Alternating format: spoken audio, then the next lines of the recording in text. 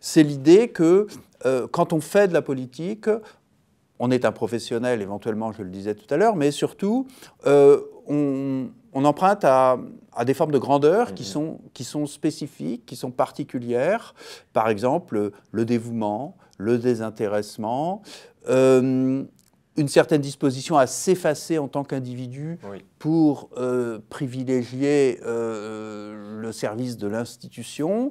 Donc un certain adossement aux institutions, une certaine dimension un peu sacrificielle de la politique, j'ose le mot, puisqu'on parlera peut-être de sacralité, et donc les métaphores religieuses ici fonctionnent assez bien.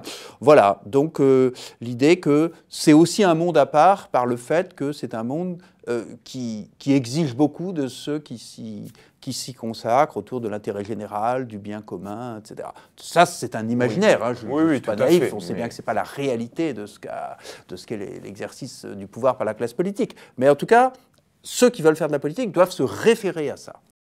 Les Gilets jaunes ont des difficultés avec les médias institutionnels, avec les politiques institutionnelles, avec les syndicats institutionnels. Voilà. Ils mettent en avant une grammaire qui est autre, qui est plus liquide, qui est une grammaire plus individuelle, celle que privilégient les médias, avec une rhétorique et celle de la sincérité, de l'authenticité, de la vérité de la personne, etc. L'inconvénient de cette grammaire, si on veut être normatif, c'est qu'elle ne permet plus de séparer ce que Kantorowicz appelait les deux corps du roi, c'est-à-dire le corps institutionnel, abstrait, et puis le corps personnel, fragile, de chair et de sang des individus que nous sommes.